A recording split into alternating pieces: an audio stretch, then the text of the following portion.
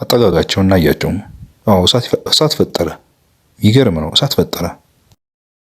ዓለም ላይ በተወሰኑ ሰዎች ብቻ ታውቀው የሚኖሩት ታላላቅ ቅርሶችንና ከፍተኛ የሆነ ኃይል ያላቸው ማዕድናትን በሚስጥር ለመዝረፍ የመጡትን የአረቦችና የሰላዮቻቸውን ታሪክ እየነገርኳችሁ እገኛለሁ። እኒህን ለመከላከል የሙሴ በትርን ወይም ረዶፍ ሞሰስን ለመጠቀም ተገደናል ይላሉ አበው። ከአባ ዘወንጌል አሲምባ ድረስ ስለተሰወሩት አንድ ትልቅ ሚስጥር የሚያገናኛቸው ጉዳይ አለ። ከዚህም ጋር የመነግራችሁ እጅግ የሚደንቅ የፍለጋ የወቅት ያጋጠመኝ ታምራቶችን ሁሉ አቀርብላችኋለሁ። ከፍተኛ የሆነ በረቅ እንዲሁም የተወሰነ የዩራኒየም ፍንጣቂ የዋሻውን አካል እንዴት እንዳፈረሰውና ዋሻው ስር ገብተው የሞከሩትን ሰው አይናቸውን እስከ ማጥፋት እንዴት እንዳደረሳቸው የምነግራችሁ ነገር አለኝ። ሰላም በመላው ዓለም የምትገኙ ውድ አድማጭና ተመልካቾቼ እንዴት ቆይታችሁኛል? እኒህ የማቀርብላችሁ በሕይወት ዘመኔ ሳስስ ስፈልግ ከዚህና ዛ እያልኩኝ እውነትን ሚስጥርን ፍለጋ በመኳትንበት ወቅት የማገኛቸውን የማደምጣቸውንና ከአባቶቼ የተቀበልኳቸውን እጅግ ታምራዊና ከፍተኛ የሆኑ ለሀገርም ለሕዝብም ለትውልድም የሚጠቅሙ ሐሳቦችን ይዤላችሁ እየቀረብኩ ነው። እኔ በስራዬ የተለያዩ ጥንታዊ ታምራዊ የሆኑ ቅርሶችን፣ ማዕድናትን ማየት፣ ማሰስ፣ መፈለግና ከተዳፈኑበት ለመግለጥ መሞከር ስራዬ ነው። በዚህም ለአእምሮ ላይንም ለልብ እንግዳ የሆኑ ነገሮች ያጋጥሙኛል። እስከ ሕይወት መስዋዕትነት የደረሰ ትንቅንቄን እያካፈልኳችሁ እገኛለሁ። ይህ ታሪኬ ከብዙ እውነት ተቀንጭቦና ሊያስፈልጋል ተብሎ የታመነበት ሐሳብ ብቻ ለእናንተ ለአድማጭ ለተመልካች እንዲቀርቡማል። ምክንያቱም ሁሉ ነገር የሚነገርበት ጊዜ ቦታና ሁኔታ እንዳለ ስለምረዳ ነው። ይህንንም ሐሳብ ሳቀርብላችሁ እንዲህን ያሉ ድንቅ ነገሮችንም ስነግራችሁ ከብዙሃኑ አባቶች ጋር ተማክሬ በዘመን በጊዜና በቦታ እንዲሁም በሁኔታ መገለጥና መነገር አለባቸው ተብሎ የታሰቡትን ሐሳቦች ብቻ እየነገርኳችሁ እንደሆነ መታወቅ መቻል አለበትም። በአሜሪካና በአውሮፓ የሚፈለጉ ቅርሶች ዛሬም ድረስ ከደጃችን በቆሙ አረቦች የሚፈለጉ ማዕድናትም አሉኝ። ምን አይነት ማዕድናት አልኳቸው። እርሳቸውም ወደ ምድር በማቀርቀር ሐሪታት ቱታኒን ይሉታል አሉኝ። እኔም ጥያቄን ቀጠልኩና ሐሪታት ቱታኒን ምንድነው አልኳቸው። ያስተማርኩን ዘነጋ ማለት ነው አሉኝ። ሐሪታት ቱታኒን አልኩና የአረብ ቋንቋ ነው እንዴ አልኳቸው። አዎ የማዕድን ቦታ ይሆን ብዬ እንደገና ጥያቄን በጥያቄ መለስኩላቸው። የማዕድን ካርታ እንደማለት ነው አሉኝ። እሱን ፍለጋ ነው እንዴ የሚመጡት አልኳቸው። በተጨባጭ እሱን ነው የሚፈልጉት። ከዛም ባሻገር በርካታ ነገሮችን ይፈልጋሉ አሉኝ። ምንድነው የሚፈልጉት አልኳቸው። አንተ ከልጅነት ጀምሮ መጠየቅ ትወዳለህ አይደል? ለአንተ እኮ የሚስጥር ጫፍ ከነገሩህ ዕዳ ነው ብሎ ፈገግ አሉ። ሉቫኑን ይፈልጋሉ አሉኝ። ሉቫን ዘከር አልኳቸው። አዎን እርሱን ይፈልጋሉ አሉኝ። ማህበረ መማክርቱ በቦታው ተሰይመዋል፣ እርሱን እየጠበቁ ነው አሉ ከረጃጅም መነኮሳት አንዱ ወደ እርሳቸው እየተጠጉ። እኔም በነገሩኝ ነገር እየተደነኩና እየተገረምኩኝ በሐሳብ ተውጫለሁ። መነኮሳቱ ላይ የኃይል እርምጃ ጀምረዋል አሉ ከረጃጅሞቹ መነኩሴ አንዱ። ቀጠሉና ውሳኔ በቶሎ ያስፈልጋል እየተባለ ነው አሉ ባመክሮ የተሰየሙት መነኩሴ። ግን ለምን ለሕግ አካል አናሳውቅም አልኳቸው። በፈገግታም የዚህ ዓለም ፖለቲካ የገባ አይመስለኝም። ኢትዮጵያ በሚሊዮን ዶላር ከተለያዩ ዓለማት ተበድራለች። ይህንን ብድር በዘመኗ መክፈል አትችልም። በተለይ ከቅርብ ጊዜ ወዲህ የምንሰማው ከአረብ ሀገራት ጋር የተደረገ ወዳጅነት የሚመስል ከባድ የፖለቲካ ቁማር ሚሊዮን ረብጣ ዶላሮችን ለኢትዮጵያ በማበደር በምትኩ በማዕድናት ብድር እንዲከፍሉ ስምምነት ይፈጥራል አሉ። በዚህም ምክንያት ፖለቲካዊ ትኩሳቱን ለማብረድ ሲል የሚበደሩት ብድር ኢትዮጵያን በቁሟ አሳልፈው የመስጠት ውል እንደሆነ አታውቅምን አሉኝ። ስለዚህ ቀጥተኛ የመንግስት ድጋፍ ስላለው እኛ በኃይል የመጣን በኃይል የመመለስ ግዴታ ነው ያለብን ብለው በፍጥነት እየተራመዱ ወደ ማህበረ መማክርቱ ተቀላቀሉ። የሙሴ በትር ይውጣ እንዴ የሚል ሐሳብ ከሌላኛው አንድ መማክርት መጣም። የሙሴ በትር ምንድነው አልኳቸው። በእኛው ጠበብት የተሰራ ረቂቅ ዕውቀትን ተጠቅመው ራስን ለመከላከል እንዲሁም እንደ አይነት ለቅርሶቻችንና ለማዕድናት አስጊ ሁኔታ ሲደርሱባቸውና ከፍተኛ የሆነ የጥቃት ሰለባ ላይ እንዳይወድቁ ለመከላከል የተዘጋጀ መሳሪያ ነው አሉኝ ዶክተሩም። የት ነው የሚገኙት አልኳቸው። ለዘመናት በዋሻ ውስጥ ተቀምጧል። ለምን የሙሴ በትር ተባለ ብዬ ድጋሚ ጠየቅኳቸው። በፈገግታ እያዩኝ የሙሴ በትር የቀይ ባህርን ከፈለች፣ ፈርዖንንም ያሰጠመች፣ ሴራንና ተንኮሉንም የበታተነች ናት። እስራኤላውያንን ነፃ ያወጣች፣ የባርነትን ቀንበር የሰበረች፣ ዘላለማዊት ምድራቸውን የሚናፍቋትን ከነዓንን የአባቶችን ርስት ለመውረስ ትልቅ ሚና የተጫወተች ነች። ይህ ቅዱስ መጽሐፋችን ይነግረናል አሉኝ ዶክተሩም። እቺ በትር ወይም ዘንግ የተሰራችበት ተፈጥሯዊ ውህድ በሚስጥር ለዘመናት ተጠብቆ ነበር የቆየው በማለት መመልከት ጀመሩ። አልገባኝም አልኳቸው። ይኸውልህ ልጅ አሉኝ፣ ዓለም ላይ ያሉት እያንዳንዱ የሆኑ በፈጣሪ የተፈጠሩ ፍጡራን ሁሉ ግዑዛን አካላት የሆኑ ማዕድናት፣ የሰው ልጆች የሆኑ እንስሳትና ደመነፍሳዊ ባህሪ ያላቸው ሁሉ የየራሳቸው ሂሳባዊ ቀመርና ሂሳባዊ ይዘት አላቸው አሉኝ። ምን ለማለት ፈልገው ነው አልኳቸው። ይኸውልህ ዓለም የተፈጠረችው እንዲሁ አይደለም። የተፈጠረችበት ሂሳባዊ ቀመሯን ለሚያውቅና ለሚረዳት እድሜ ልኳን ገጸ በረከቷን እየለገሰች እስከ ዕለተ ሞቷ ታኖረዋለች አሉኝ። ይህ ከሙሴ በትር ጋር ምን ያገናኘዋል አልኳቸው። የሙሴ በትርም እንደዛ ናት።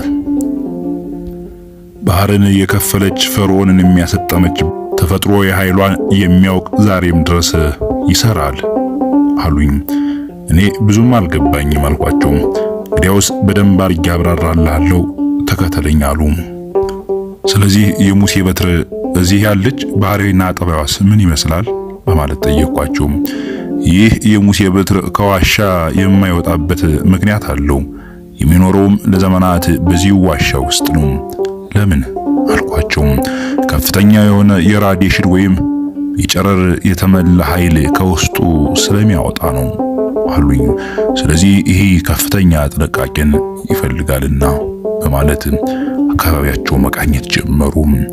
ይህ ከፍተኛ ጨረር ሕንፃን የማፍረስ፣ ሐይቅን የመክፈል፣ ማዕበልን የማስነሳትና ተፈጥሯዊ አደጋዎችን የማድረስ ብቃት ስላለው ነው በሙሴ በትር ወይም በበትረ ሙሴ እየሰየም ነው አሉኝ። ታዲያ እንዲህ ከሆነ ለምን እኔን ዋሻ አልደረመሰውም? ምናልባት ከዚህ ካለ አልኳቸው። ለምንስ አደጋ ሲያደርስ አላየሁትም አናየውም አልኳቸው። ፈገግ አሉ። ምክንያቱ ከፍተኛ የሆነ ጥንቃቄ እናደርጋለንና አሉኝ። አባቶቻችን የብረት አውሬ ስለሚሉት አንድ ማዕድን ልንገርህ፣ ወይም ተኩላዊ ማንነት ያለው ተኩላው የሚል ስም ይሰጡታል። ለምን አልኳቸው። ይህ የብረት አውሬ የሚዘጋጀው በረቀቀ የውህደት ቀመር ሲሆን የኒኬል ዘር የሚመስል ባህሪና ጠባይ ካለውና እንዲሁም ጸጉራም ጥቁር ማዕድን ረሃም እያሉ አባቶቻችን የሚጠሩት ጋር ሲዋሃድ ከፍተኛ ሁኔታ ላይ ይቀልጥና በከፍተኛ ሙቀት ወደ ፈሳሽነት ይቀየራል አሉኝ። የቀለጠው ማዕድንም ባረፋ መልክ ይወጣና አንድ ከባድ የሆነ የብረት አውሬ እያሉ የሚጠሩትን አባቶቻችን ወይም በሌላ ስሙ ተኩላው የሚባለውን ማዕድን ይሰራሉ። ምናልባት እዚህ ቴክኖሎጂ ላይ ዓለም የደረሰ አይመስለኝም አሉኝ ዶክተሩ።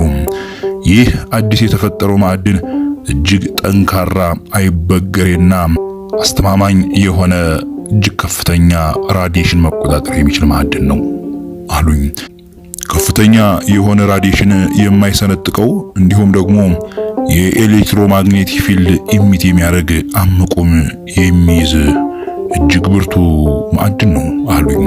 በአሲድ ሆነ በከፍተኛ የጦር መሳሪያና በተለያዩ ቴክኖሎጂዎች የማይበገር ዘላለማዊ ደህንነትን የሚጠብቅ ውድ የአባቶቻችን የአደራ ዕቃ ነው በማለት ፈገግ አሉ።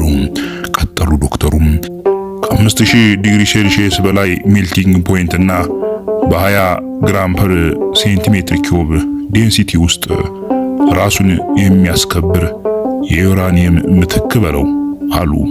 ዓለም በዘመናዊ መልኩ ምናልባት ታንግስተን የሚባለው ማዕድን ላይ የደረሰ ይመስለኛል አሉኝ።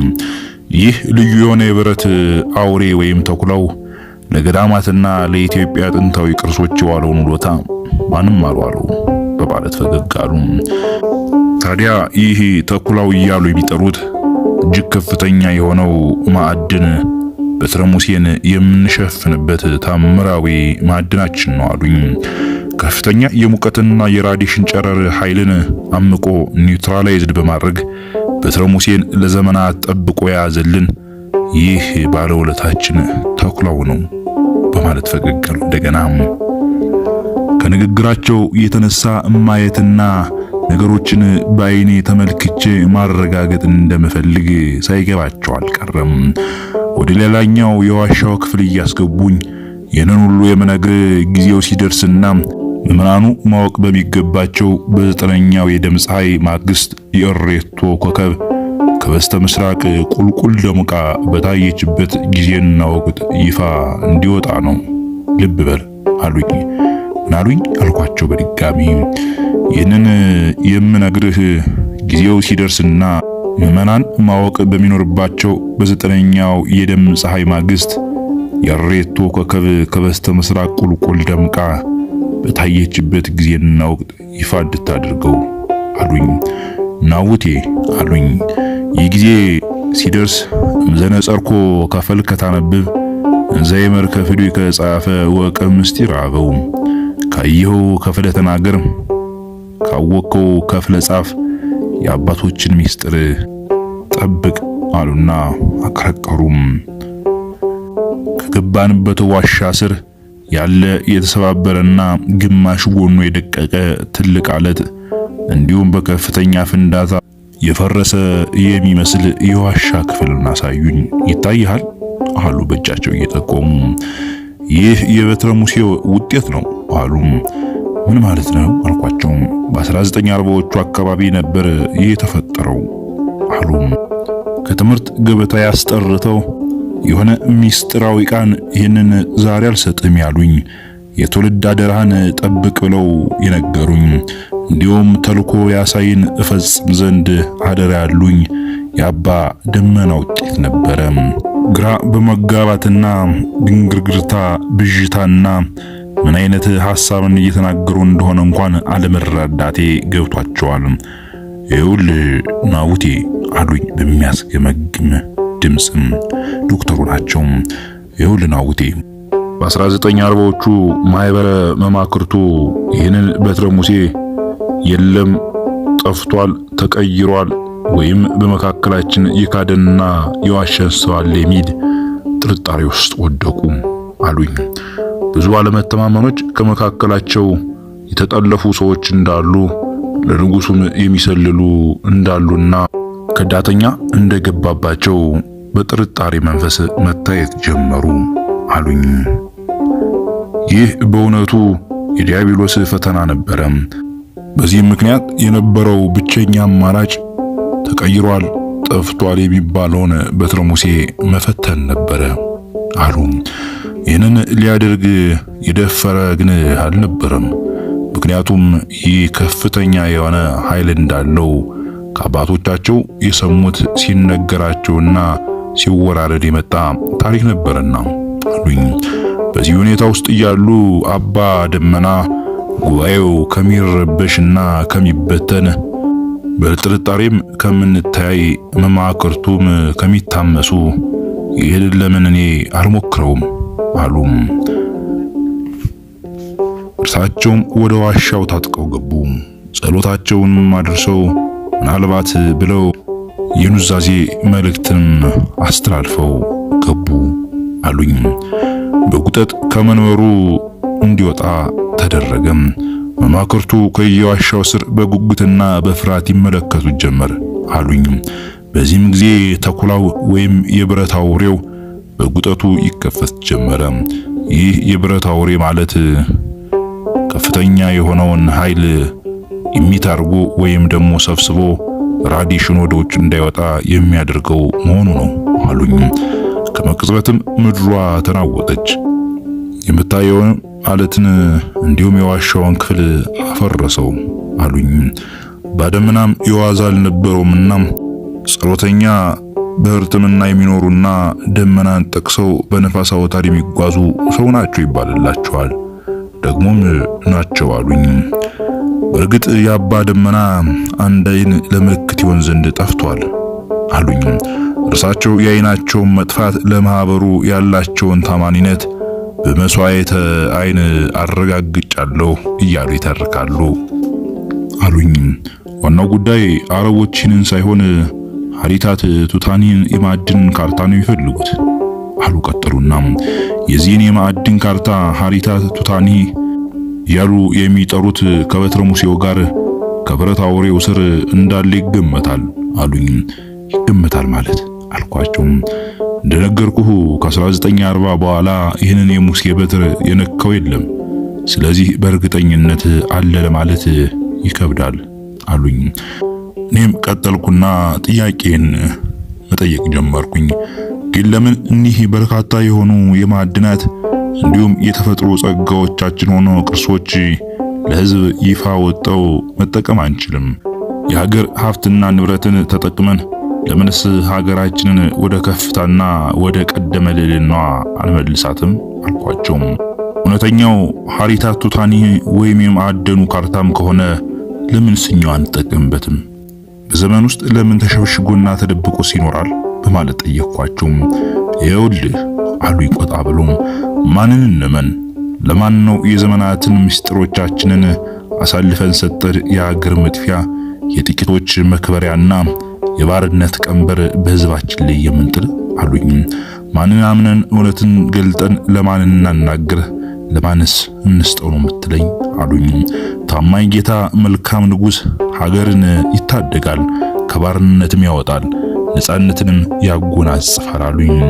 ክፉ ነገስታት ግን የሀገርን ሀብት ይሸጣሉ፣ አደራንን ይበላሉ፣ የእፉኝት ልጆች ናቸውና ያዋርዱናል፣ ሀገርን ከክብርና ከማዕረጓ ያሳንሶታል አሉኝ። ይኸውልህ ሁሉም ጥቅመኛ ስግብግብና ለሆዱ የሚያድር ሆኗል። ሁሉም ስለ ሀገር ስለ ህዝብና ስለ ወገኑ የሚጨነቅ ሰው ጠፍቷል። ይኸውልህ ወዳጄ በየዘመናት ውስጥ የታለፈው መከራና የታለፈው ችግር አንጡረ ሀብቶቻችን እየሸሸግን አለን ብቻ ብለን እያወራን በዘመን ውስጥ የሚያስኮፍስ ማንነት ለመፍጠር አይደለም አሉኝ። ነገር ግን ሁሉም የሚያምነው አንድ ነገር አለ በማለት ቀጠሉ። ለዚህ ሁሉ ጊዜ አለው፣ ዘመን አለ። ምናልባት አባቶቻችን እንዳልተጠቀሙበት እኛም ይህንን ላንጠቀምበት እንችል ይሆናል። እኛ የመጠቀም እኛ በድሎትና በፍካት እንዲሁም በጸጋና በገንዘብ ተጥለቅልቀን መኖር አይደለም ፍላጎታችን አሉኝ። ዋና ዓላማችን በአባቶቻችን የተነገረውን ይህንን መልካም ጊዜ ነው የምንጠብቅ በማለት አቀረቀሩም። ዓላማችን ቅርስና ማዕድኖቻችንን ከአባቶቻችን እንደተቀበልን ጠብቆ መልካም ጊዜ ሲደርስ ለሚገልጥና መልካም ንጉሥ፣ መልካም እረኛና መልካም ጠባቂ ሲነግስ ልጆቻችንን ታሪክ የሚጽፉበት፣ ዘመን የሚቀይሩበት፣ የተጎሳቆለች የተዳከመችና የቆረቆሰች ሀገርን ነፃ የሚያወጡበት ሀብት እንዲሆን ነው ምንታትረው አሉኝ። በእርግጥ ሁላችንም ጊዜ እንዳለ እናምናለን። እውነት ነው ጊዜ አለ አሉኝ። የኢትዮጵያ ድንኳኖች ሲጨነቁ አየሁ ያለው ኢትዮጵያ ታበጽሕደዊሃ ሀበ እግዚአብሔር በሚል ዳዊት ትንቢት የሚሻርበት ዘመን አለ አሉ። ይኸውልህ እኔ እድሜ ልኬን የተማርኩት የሕክምና ትምህርት ብዙ ዋጋ ከፍዬበታለሁ። እስከ ሳብ ስፔሻሊስት ድረስ ያስተማረችኝ ምስኪኗ የደሃ አደግ ልጅ የምትመስለኝ ቤተ ክርስቲያን ኢትዮጵያ ናት አሉና በሐዘኔታ አቀረቀሩ። ጡቷ ውስጥ ወተት ሳይሆን ደምን ያጠባች መቼም የማልከፍለው ዕዳና ውለታ ላይ አለብኝ አሉኝ። አየህ በሕክምናው ብቀጥልበት በኔ ዘመን የብዙ ሰዎችን ጤና የምመልስበት እድል ነበረኝ አሉኝ። ነገር ግን የሚበልጥ ነገር እዚህ አለ። ጥሪ ሲደርሰኝ ጋወኔን እንደለበስኩ ነበረ የወጣሁት አሉና በሐሳብ ነጎዱ። ብዙ ዋጋ የምንከፍለው ለኢትዮጵያ ነው። ስለዚህ ይህንን እስከ ሕይወት መስዋዕትነት ድረስ እንፈጽም ዘንድ በሰማይና በምድርም ቃል ገብተናል አሉኝ። ሀሪታት ቱታኒን የማዕድን ካርታ የት አለ ብለው ያምናሉ ብዬ ጠየቅኳቸው። እሱ ካንተ ጋር ወደፊት የምንሰራውና የምፈልገው ይሆናል አሉኝ። ባደመና ከባህር ዳር ዩኒቨርሲቲ ቴክኖሎጂ ግቢ ውስጥ እያለሁ በአስቸኳይ አስጠርተው ተልኮ ያሳይን ፈጽም ዘንድ ኃላፊነት ሲሰጡኝ አንድ በጨረፍታ ያሳዩኝ ካርታ መሳይ የብራና ላይ ድርብርብ ጥቅል ነገር በግልጽ ያልገባኝና በጊዜው ያልተረዳሁት ነገርን አሳይተውኝ እንደነበረ አስታውሳለሁ። አሁን አልሰጥህም ነበር ያሉኝ። አሁን አልሰጥህም፣ ጊዜው ሲደርስ እሰጥሃለሁ። ይህን ቃል ግን መቼም የማልረሳው ነበረ። ይህንን ጉዳይ በማስታወስ ምናልባት ሀሪታት ቱታኒን ወይም ደግሞ የማዕድኑ ካርታ እየተባለ የሚጠራውን ይሆንን ብዬ በሐሳብ ነጎድኩኝ። ምናልባት አባ ደመና ያሳዩኝ፣ ምናልባት ሀሪታት ቱታኒን የማዕድኑን ካርታ ከሆነ እውነትም ከፍተኛ የሆነ የህይወት ኃላፊነት ላይ ሊጥሉ ያሰቡ እስኪመስል ድረስ ብቻዬን መሰከሰክ ጀመርም። ምናልባት በ1940ዎቹ በእስረ ሙሴን ሲከፍቱት ይዘውት ተሰውረው ይሆንን ብዬ ተጨነቅኩኝ። ይህ ሐሳብ በጭንቅላት እያብሰለሰልኩኝ ትካዜ ላይ ወደቅኩ። አባ ደመናን አየው የሚል ሰው ጠፍቷል። ለዘመናት ተሰውረዋል፣ ጠፍተዋል፣ አልፈዋል ይባላል። እኒህ አባት የት እንዳሉ ማወቅ አልተቻለም። በሆነ ጊዜ በሰሜን አሲምባ ተራራ ከአባ ዘወንጌል ጋር ኢሮቢ አካባቢ አሉ የሚል መልእክት ደረሰኝ። የተልኮ የአሳይን አደራ ሲሰጡኝ ይህንን ጉዳይ ለትውልድ አደራ ይሆን ዘንድ ዛሬ አልሰጥህም፣ ነገር ግን በጊዜ ሁኔታ የምገልጥልና የምሰጥ ነገር ይሆናል ብለውኝ ከተሰወሩ ጊዜና ዘመን አለፋቸው። ተልኮ የአሳይን ፍለጋ ስንከራተት ወሎ ከሐይቅ እስጢፋኖስ ታላቅ ገዳም ላይ ቁጭ ብዬ ካለውበት በነፋሳትና በአራዊት ዜማና ድምጽ እየተደመምኩ ተመስጬ ስለ ጉዳዮች እያሰብኩ ያለው አንድ ሰው ወደኔ መጣ። ከኢሮብ ከአሲምባ ተራራ ስር ካለው ዋሻ እንደገቡና ማንነቱንም ፈጽም የማላቀው አንድ ሰው ጊዜህ ገና ነውና ወደዚህ አትምጣ የሚል መልእክት ያለው ሐሳብ ነግሮ የተሰወረ። ከዛም ወደ እርሳቸው የመሄድና የመጓዝ ሐሳቤን ትቼ ወደ ራሴ የዕለት ስራዎች እንቅስቃሴ ውስጥ ገባሁኝ። ከዛ ጊዜ በኋላ አባ ደመናን አየሁ ሚል ድጋሚ ጠፍቷል። በትረ ሙሴ ከምን የተሰራ ይመስሎታል ብዬ ጠየቅኳቸው። ምናልባት ከበረቅ እንዲሁም ከዩራኒየም ጋር የተጨመሩ እኔም ያልተረዳዋቸው ምስጢራዊ የሆኑ ማዕድናት የተጨመሩበት ይመስለኛል አሉኝ። በሰሜን ከሱዳን አምባ አካባቢ ካለው ጥንታዊ ሙዚየም የነበሩ አንድ ወዳጅ ተመራማሪ ነበሩ። እርሳቸው አንዳንድ ነገሮችን ሲያጫውቱኝ ነበር አሉኝ ዶክተሩ። ምናልባት 1/4 ኪሎቶን በትረ ሙሴ ከ1/4 ኪሎቶን ኒውክሌር ቦምብ ኃይል ከሚያወጣው ኢነርጂ ጋር ተመሳሳይ ነው ሲሉም ሰምቻቸዋለሁ አለኝ። ይሄ እኮ በጣም ከፍተኛ የሆነ ኃይል ነው አልኳቸው። ለዛም እኮ ነው በርካታ ያልተነገሩ የተሰወሩ በዘመን የሚገለጡ እውነቶች አሉ የምልህ ብለው ፈገግ አሉ። ይህ ማለት እኮ ከፍተኛ የሆነ የቴክኖሎጂ ከተማን የሚያንቀሳቅስ መልቲ ኤሌክትሪክ ሲስተም ፓወርን ማስገንባት የሚችል እንደሆነ ያውቃሉ አልኳቸው ፈገግ በማለት። ይህም ብቻ አይደለም አሉ። ምናልባት በዚህ ጉዳይ ላይ ለረጅም ጊዜ የሰሩት ዛሬም ድረስ እየሰሩ ያሉ ድንቅ ተመራማሪ እንሄዳለን እሳቸው ጋር አሉ። የመጡት አረቦች ተመለሱ ጀልባዎቻቸውን እያስነሱ ሄዱ አሉ። ሰላም ነው የሚል ድምጽ ከዋሻው ያስተጋባል። ከረጃጅም መነኮሳት አንዱ ነበሩ። በወቅቱ በነበረው ከፍተኛ ጦርነት ከፍተኛ የሆኑ ሮኬቶች እየተተኮሱ ነበረ። ምናልባት ይህ የደህንነታችን ስጋት ነው ብለው በማሰብ ይመስለኛል ተመልሰው የሄዱትም። መረጃዎችን የሚነግሩን አንዱ በቁመት ዘለግ ያሉት መነኩሴ እንዲህ ይላሉ። ሙዚየሙን አሳዩን እያሉ ከፍተኛ ማንገላታት በመነኮሳት ላይ እንዳደረሱ ግን ለክፉ የሚሰጥ እንዳልሆነ ተናገሩ። ተመልሰው ስለሚመጡ ቋሚ የሆነ መፍትሄ ያስፈልጋል አሉ መማክርቱ። ከዋሻው ስር ካለው ሌላ ዋሻ ውስጥ ተቀምጬ የገባውበትን መዓትና መከራ ቀንና ጊዜውን ረግማለሁ። ሩጬ ያልጨረስኩ ፕላቴና የዕዳና የመከራ ናዳ የወረደብኝ ለምን ነው እላለሁ። ለምን እኔም ብቻ ለምንስ እያልኩኝ መጨነቅ ጀመርኩኝ። መውጣት በማይቻልበት የእድሜ ዘመን አድራ ላይ ኃላፊነቱ እኔ ላይ እንዲወድቅ ለምንስ እኔን እላለሁ። በሕይወት ዘመኔ የማያቸው ነገሮች ከህሊና በላይ ይሆኑብኛል። ናቡቴ አሉኝ እኒህ ረዘም ያሉ ግርማ ሞገስ የተላበሱት ሐኪም፣ አሁን የእፎይታ ጊዜ ነው። ምናልባት የሰው ልጅ የተፈጠረው ለሞት ነውና ድንገት ማለፍ አለም። በርካቶች ሲፈልጉትና ሲሹት የነበሩትን ቦታ አንተ ፈጣሪ ፈቅዶልህ ያየኸው ይህ የመማክርቱ ውሳኔ አንተ ብቁ ስለሆንክ ብቻም አይደለም አሉኝ። ምናልባት አንተ ብዙ የሚቀርህ ገና ታዳጊ ልጅ ነህ። አደራ ተቀባይ መሆን ስላለብህ ግድም ስለሆነ እንጂ በማለት ፈገግ አሉ። በእርግጥ ብዙ ውጣ ውረዶች የሚጠብቁህ አዳጊ ልጅ ነህ። ይህንን በልቡናህ መዝገብ ያዘው አሉኝ እና ወደ ሌላኛው የዋሻ ክፍል ይዘውኝ ገቡ። ከዋሻው በየ2 ሜትሩ ርቀት ላይ ችቦ በርቶ መቅረዞቹ ጠቋቁረው ይታያሉ። የጣኑ ሽታ ከየት እንደሚመጣ መገመት አይቻልም። ከወዲያና ከወዲያ ማዶ የሚያስተጋባ የጅረት ድምጽ ይሰማል። ወንዝ አለ እንዲያልኳቸው ፈገግ አሉ። ትኩረቴን ሲያዩ ገና ወደ ፍኖተ ጻድቃን ከተማ እኮ አልገባም አሉኝ።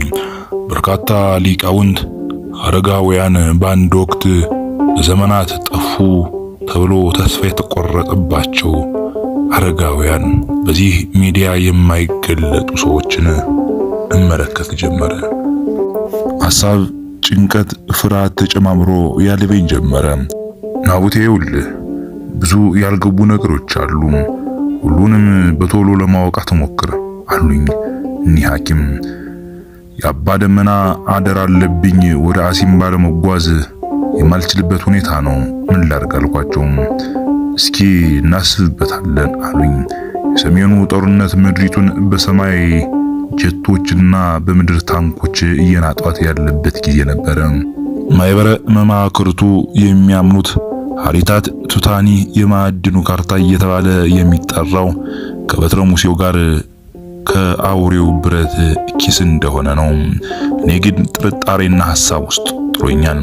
ምናልባት አባ ደመና ዛሬ አልሰጥህም፣ ጊዜው ሲደርስ ከባድ አደራ ትወስዳለህ፣ ይህንንም እሰጥሃለሁ ያሉኝ ሐሪታት ቱታኒ የማዕድኑ ካርታ ይሆንን ብዬ ማሰብ ጀመርኩኝ። እኒህም ሐኪም ሐሪታት ቱታኒው ምን ይመስላል አልኳቸው። እንደሚባለው እጅግ የረቀቀና በእያንዳንዱ የገጽ ሽፋን ላይ የከበሩ ማዕድናት ባህር ጠባይና መገኛ ቦታቸውን ጭምር የያዘ ነው አሉኝ።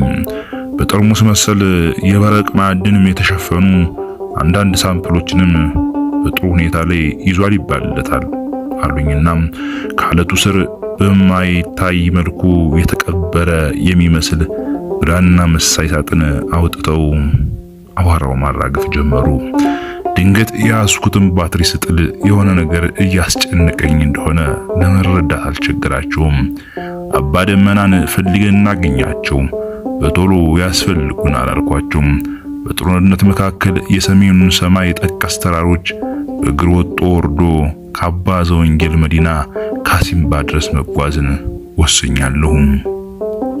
በዚህም ጉዞዬ በሰሜኑ ክፍል አንድ ታላቅ ሸኪ ጋር የተገናኘሁበትን አጋጣሚ ነግራችኋለሁ። ለ400 እና ለ500 ዘመናት የተደበቀ ከዋሻ ስር አውጥተው ስላሳዩኝ አንድ ድንቅ ነገር ማሳያችሁ ነገር አለኝ። ንብረቱ ለባለቤቱ ነበር ያሉኝ ያደራ መልእክታቸውን ሲሰጡኝ። ይህ የህይወት ውጣ ውረዴን እንካችሁ የምልበት ይህ መድረክ ነው። እናንተም ላይክ እና ሳብስክራይብ ሸር ስታረጉት ለበርካቶች ይደርሳልና ቤተሰባዊ ኃላፊነታችሁን ተወጡ። ይህ እውነተኛ የህይወት ገጠመኝ ነው። ጊዜው ሲደርስ መመኑን ማወቅ ያለባቸውን በሚያውቁበት ዘመን በዘጠነኛው የደም ፀሐይ ማግስት የሬቶ ኮከብ ከበስተ ምስራቅ ቁልቁል ደምቃ በታየችበት ጊዜና ወቅት ይፋ እንዲወጣ አድርገው ናቡቴ አሉኝ። ይህ ጊዜ ሲደርስ ዘነጸርኮ ከፈል ከታነብብ እንዘ አይመርከ ፍዲው ከጸሐፈ ወቀብ ምስጢር አበው ካየው ከፍለ ተናገር ካወቀው ከፍለ ጻፍ የአባቶቻችን ምስጢር ጠብቅ እንደማለት ነው። እኔም እላችኋለሁ በዘጠነኛው የደም ፀሐይ ማግስት የሬቶ ኮከብ ከበስተ ምስራቅ ቁልቁል ደምቃ በታየችበት ዘመንና ጊዜ ወቅት ይፋ እያደረኩላችሁ እገኛለሁ። ናቡቴ ዘነጸርኮ ከፈለ ከታነበም እንዘ አይመርከ ፍዲው ከጻፈ ወቀብ ምስጢር አበው እላችኋለሁ። ካየሁት ከፍዬ እየተናገርኩ ነው። ካወቅኩትም ከፍሌ እየጻፍኩላችሁ ነው። የአባቶችን ምስጢርም ለመጠበቅ እስከ ለተሞቴ ታመኛ እኖራለሁ ብያለሁ። ይህ ሁሉም ሰው ሊያውቀው የሚገባ እውነት ነው።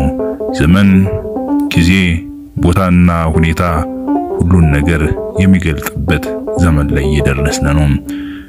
ሰላም በመላው ዓለም የምትገኙ ውድ አድማጭና ተከታታዮች፣ ቀጣዩን ክፍል እንደ ፍላጎታችሁ እናንተ በምትሰጡት ሐሳብ ተመርኩዤ ይዤላችሁ የምመጣ ይሆናል። እስከዚያው ሰላም ለኢትዮጵያ፣ ሰላም ለሀገራችን ላለው